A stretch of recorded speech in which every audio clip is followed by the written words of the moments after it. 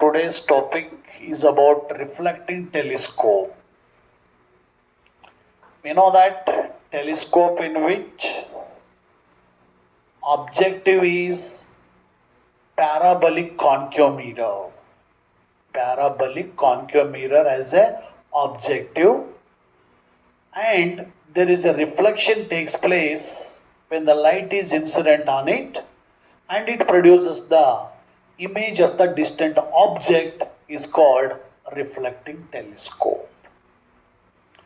So ಯಾವೊಂದು ಟೆಲಿಸ್ಕೋಪಲ್ಲಿ ಪ್ಯಾರಾಬಲಿಕ್ concave ಮಿರರನ್ನು as A objective ಆಗಿ use ಮಾಡಿದಾಗ ಅಲ್ಲಿ ಡಿಸ್ಟೆಂಟ್ ಆಬ್ಜೆಕ್ಟಿಂದ ಬಂದಿರತಕ್ಕಂಥ ಲೈಟ್ ಇನ್ಸಿಡೆಂಟ್ ಆದಾಗ ರಿಫ್ಲೆಕ್ಷನ್ ಆಗಿ ಅದರ ಇಮೇಜನ್ನು ಪ್ರೊಡ್ಯೂಸ್ ಮಾಡುತ್ತೆ. ಅಂಥ ಒಂದು ಟೆಲಿಸ್ಕೋಪೇ ರಿಫ್ಲೆಕ್ಟಿಂಗ್ ಟೆಲಿಸ್ಕೋಪ್.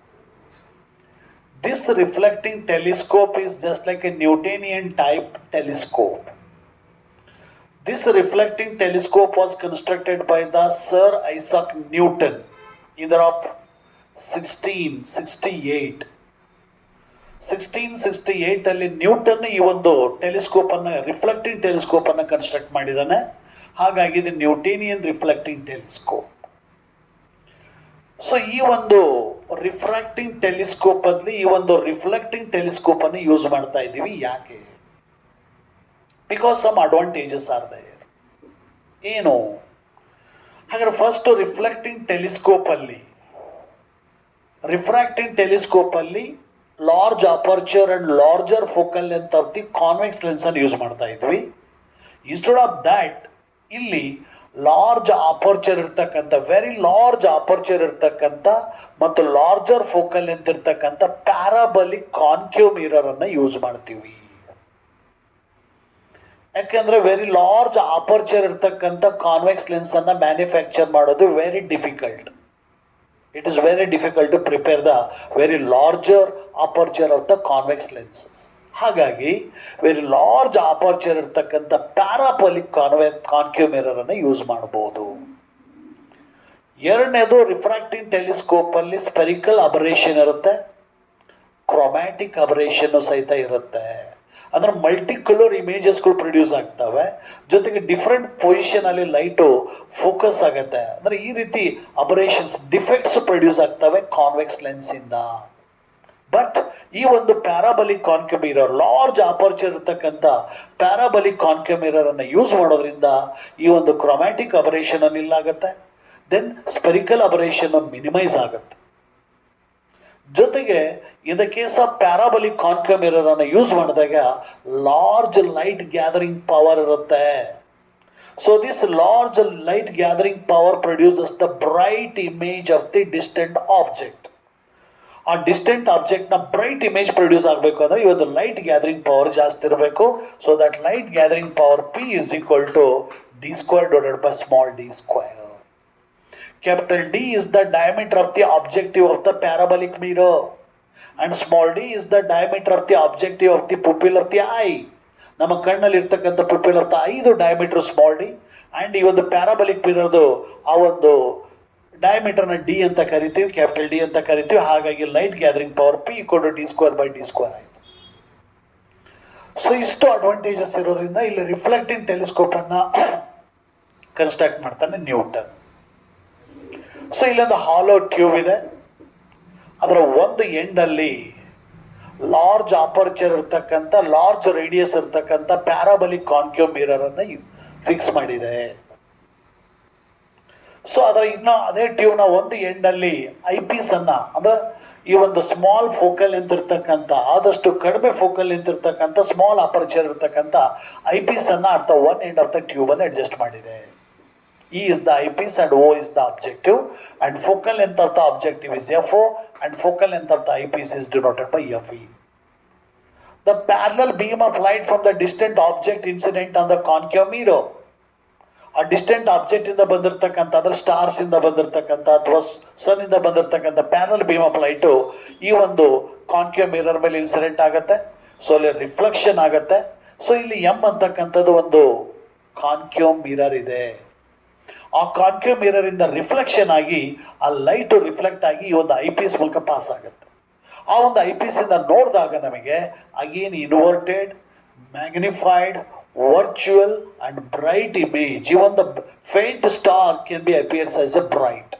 ಈ ಒಂದು ಫೇಂಟ್ ಸ್ಟಾರ್ಸು ಸಹಿತ ಬ್ರೈಟ್ ಆಗಿ ಕಾಣ್ತಾ ಇರ್ತವೆ ಈ ಒಂದು ರಿಫ್ಲೆಕ್ಟಿಂಗ್ ಟೆಲಿಸ್ಕೋಪ್ ಇಂದ ಅಬ್ಸರ್ವ್ ಮಾಡಿದಾಗ. ಈ ರೀತಿ ಈ ಒಂದು ನ್ಯೂಟನಿಯನ್ ರಿಫ್ಲೆಕ್ಟಿಂಗ್ ಟೆಲಿಸ್ಕೋಪ್ ವರ್ಕ್ಸ್.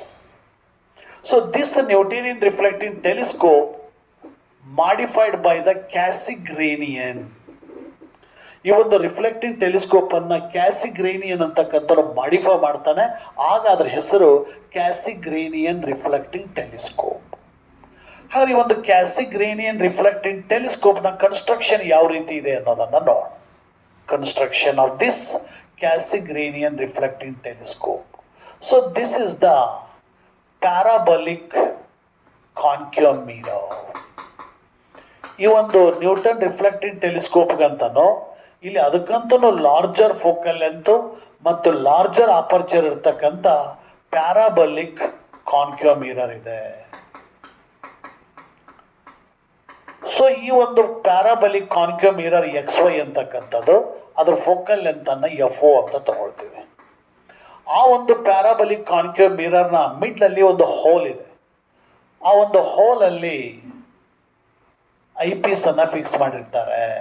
ಆ ಒಂದು ಹೋಲಲ್ಲಿ ಐಪೀಸ್ ಅನ್ನ ಫಿಕ್ಸ್ ಮಾಡಿದೆ. This is the eyepiece and focal length of the eyepiece is denoted by I. So ಇಲ್ಲಿ ನಾವು ಅಬ್ಸರ್ವ್ ಮಾಡ್ತೀವಿ ಐ ಇಂದ. ಸೊ ಈಗ ಈ ಒಂದು ಆಬ್ಜೆಕ್ಟ್ ಇಂದ ಬಂದಿರತಕ್ಕಂಥ parallel beam of light, distant object ಇಂದ ಬಂದಿರತಕ್ಕಂಥ parallel beam of light incident on the parabolic concave mirror. ಯಾವಾಗ ಇನ್ಸಿಡೆಂಟ್ ಆಗುತ್ತೋ ಆಗ ಅಲ್ಲಿ ರಿಫ್ಲೆಕ್ಷನ್ ಆಗುತ್ತೆ. ಸೊ ಇಲ್ಲಿ another secondary convex mirror is placed. So this M is the secondary convex mirror. ಈ ಒಂದು ಸೆಕೆಂಡರಿ ಕಾನ್ವೆಕ್ಸ್ ಮಿರರ್ ಅನ್ನು ಇಟ್ಟಿದ್ದೀವಿ. The parallel beam of light is incident on the parabolic concave mirror, then it is reflected back. Then that reflected light is incident on the secondary convex mirror. After reflection, the reflected light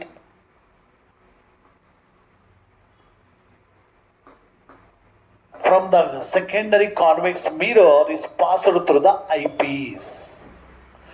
ಈ ಒಂದು secondary convex ಮಿರರಿಂದ reflect ಆಗಿ ಬಂದಿರತಕ್ಕಂಥ light ಈ ಒಂದು IPs ಮೂಲಕ pass ಆಗುತ್ತೆ. ಆ ಒಂದು ಐಪೀಸ್ ಅಲ್ಲಿ ಐಯಿಂದ ಆಯ್ತು ನೋಡಿದಾಗ, ಆ ಒಂದು ಐಪೀಸ್ ಥ್ರೂ ನೋಡಿದಾಗ ನಮಗೆ magnified, inverted, virtual and very bright image can be produced. ಈ ಒಂದು ಕ್ಯಾಸಿಗ್ರೇನಿಯನ್ ರಿಫ್ಲೆಕ್ಟಿಂಗ್ ಟೆಲಿಸ್ಕೋಪು ಮತ್ತು ನ್ಯೂಟನ್ ರಿಫ್ಲೆಕ್ಟಿಂಗ್ ಟೆಲಿಸ್ಕೋಪ್ಗೂ ಏನು ಡಿಫ್ರೆನ್ಸ್ ಇದೆ ಮೇನ್ ಅಂತಂದರೆ, ಇಲ್ಲಿನೂ ಸಹಿತ ದಿಸ್ ಕ್ರೊಮ್ಯಾಟಿಕ್ ಅಬರೇಷನ್ ಇಸ್ 0. ಆದರೆ in the case of Newtonian reflecting ಟೆಲಿಸ್ಕೋಪಲ್ಲಿ spherical aberration is not equal to 0. So ಇಲ್ಲಿ ಈ ಒಂದು ಪ್ಯಾರಾಬಲಿಕ್ ಕಾನ್ಕೇವ್ ಮಿರರ್ನ ಎದುರುಗಡೆಗೆ ಅನದರ್ ಸೆಕೆಂಡರಿ ಕಾನ್ವೆಕ್ಸ್ ಮಿರರನ್ನು ಇಂಟ್ರೊಡ್ಯೂಸ್ ಮಾಡಿರೋದ್ರಿಂದ ಇಲ್ಲಿ spherical aberration becomes completely minimum. Very less spherical aberration ಇರುತ್ತೆ. ಆದರೆ ಕೋಮಾ ಮತ್ತು ಅದರ್ ಸೆಗ್ರಿಗೇಷನ್ ಅನದರ್ ಡಿಫೆಕ್ಟ್ಸ್ ಇರುತ್ತೆ. ಆದರೆ ಕ್ರೊಮ್ಯಾಟಿಕ್ ಅಬರೇಷನ್ ಇಲ್ಲಿರುತ್ತೆ, 0 ಇರುತ್ತೆ. ಸ್ಪೆರಿಕಲ್ ಅಬರೇಷನ್ 0 ಇರುತ್ತೆ. ಜೊತೆಗೆ ಇಲ್ಲಿ high gathering power, high light gathering power ಇರುತ್ತೆ, ಹೈ ರಿಸಾಲ್ವಿಂಗ್ ಪವರ್ ಇರುತ್ತೆ. ಹಾಗಾದ್ರೆ ಹೈ ರಿಸಾಲ್ವಿಂಗ್ ಪವರ್ ಅಂತಂದರೆ that's equal to 1.22 D divided by lambda. D ಅಂತಂದರೆ diameter of the objective of the parabolic mirror, lambda is the wavelength of light. ಜೊತೆಗೆ magnifying power of this Cassigranian reflecting telescope, M is equal to FO divided by FE. FO is nothing but the half of the focal length of the concave mirror is equal to half of its radius of curvature. ಹಾಗಾಗಿ that is M is also equal to R divided by 2 into F into E. R is the radius of curvature of the parabolic concave mirror. Fe is the focal length of the eyepiece. So that's why the magnifying power M equal to R divided by 2 Fe or F divided by Fe, and resolving power of the telescope is 1.22 D divided by lambda. ಹಾಗಾಗಿ ಈ ಒಂದು Cassegrainian reflecting telescope ಅಲ್ಲಿ high light gathering power ಇದೆ, means bright image can be produced. Next ಇಲ್ಲಿ high resolving power ಇದೆ, high magnifying power ಇದೆ. So chromatic aberration is 0 and spherical aberration is very less. ಹಾಗಾಗಿ ಈ ಒಂದು ಕ್ಯಾಸಿಗ್ರೇನಿಯನ್ ರಿಫ್ಲೆಕ್ಟಿಂಗ್ ಟೆಲಿಸ್ಕೋಪಿಂದ produce ಆಗ್ತಕ್ಕಂಥ image very bright. Even the faint star can be appears as a very bright image ಆಗಿ ಕಾಣ್ತಾ ಇರುತ್ತೆ. ಜೊತೆಗೆ inverted image, magnified image, very small focal ಇರ್ತಕ್ಕಂಥ ಐ ಪಿ ಸಿ ಯೂಸ್ ಮಾಡೋದ್ರಿಂದ ಮ್ಯಾಗ್ನಿಫೈಡ್ ಇಮೇಜ್ ಪ್ರೊಡ್ಯೂಸ್ ಆಗುತ್ತೆ distant ಆಬ್ಜೆಕ್ಟ್ಸ್ದು. So this is about reflecting telescope. Nowadays, astronomical observations are carried out using reflecting rather than refracting telescopes. In a reflecting telescope, the objective piece is a concave parabolic mirror with a long focal length, and the eyepiece is, just as in a refracting telescope, a lens with a short focal length. The rays propagating from a distant object are reflected at the primary mirror and are then directed sideways by a small plane mirror to the eyepiece lens. This type of telescope is called a Newtonian telescope. Another frequently encountered telescope is the Cassegrain telescope. In this case, the rays that are reflected at the primary mirror are incident on a small mirror that reflects them back towards the primary mirror. Having passed through an aperture in the primary mirror, they then reach the eyepiece lens. Since the rays cover the same distance inside the telescope 3 times, the telescope can be shorter. As in a refracting telescope, the angular magnification of the image formed in a reflecting telescope is equal to the focal length of the objective piece divided by the focal length of the eyepiece. Theoretically, it is possible to shorten the focal length of the eyepiece and thus obtain greater magnification. In practice, however, it is assumed that the maximum reasonable magnification of a reflecting telescope is more or less equal to the diameter of the primary mirror expressed in millimeters. Having exceeded this conventional limit, the quality of the image deteriorates rapidly, and any further magnification becomes pointless. The size of the primary mirror also prevents the observation of poorly visible objects, because this will depend on the amount of light gathered by the mirror, which also depends, of course, on its surface area.